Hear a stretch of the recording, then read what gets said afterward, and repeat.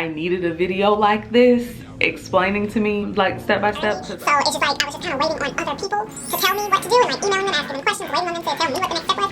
And I don't like that. Hey guys, it's Jerica. Welcome back to the channel. This video, I'm going to be explaining to you guys step by step how I was able to lease a salon suite with Sola. Whenever I was first interested in leasing from them, I was looking for videos on like what steps I needed to take, what forms I needed to fill out, like just how to get the process going. And there were basically no videos. The only videos that I see are salon tours after everything's all finished, and you know, equipment hauls with estheticians showing their different equipment and their products that they use. Nobody was talking about what it actually took to get in here.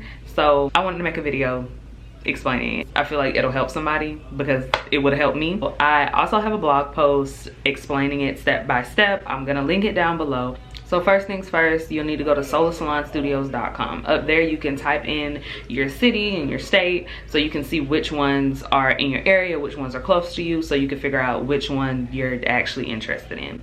I already knew which one I wanted to choose, so I went online, typed in my city, chose the one that I was interested in, and I got the name, the number, and the email of the area manager who was in charge of leasing the suites. After I sent them an email, we set up a tour so they could take me around, show me everything, give me the whole spiel about what it's like to work as a Sola professional. So during that tour, they basically showed me all the amenities of being here, all the perks, all the incentives that they offer. I was given an application to fill out to be placed on the waiting list so I could get called when a studio did come open. You might not have this problem in your city. It just depends on how full that particular Sola was, and at the one that I wanted, all of the rooms were full. And if there is no waiting list, then you can just kind of move forward with the other steps that I'm about to go into. So you'll need to establish yourself as an actual business.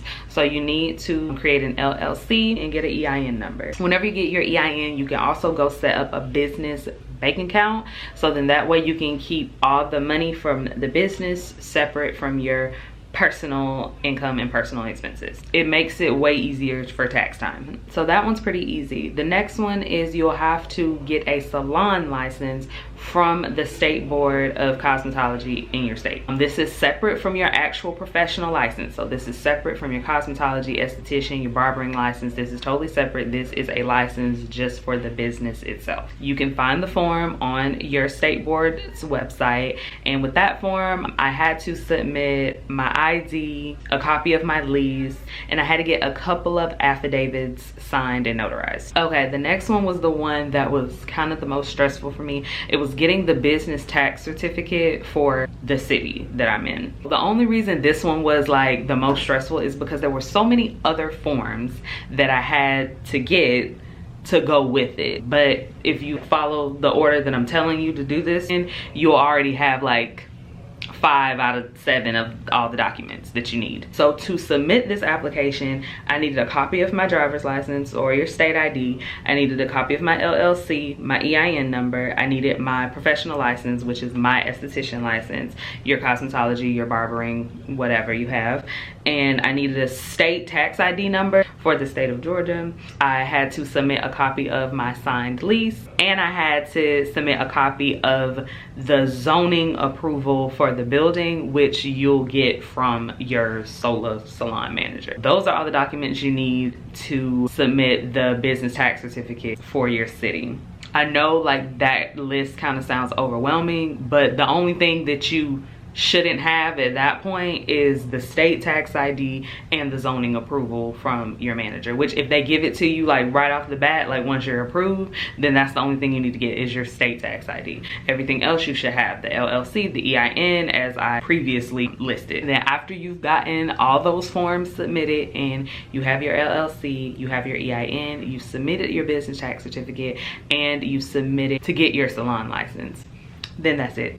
You're all done. It was a very stressful process for me just because none of this was like lay it out for me. So I was basically like figuring this out as I went along. So that is why I wrote about it on my blog website. It's by jericajanae.com. It's always linked in the description box if you need a link, but I will link this specific blog post down below just so you can read it if you don't want to hear me ramble about it. I needed a video like this explaining to me like step by step. I'm very like proactive about things like that. I don't wait to submit stuff last minute or complete things last minute. Like, I get it done early. So it's just like I was just kind of waiting on other people to tell me what to do, and like emailing them, asking them questions, waiting on them to tell me what the next step was.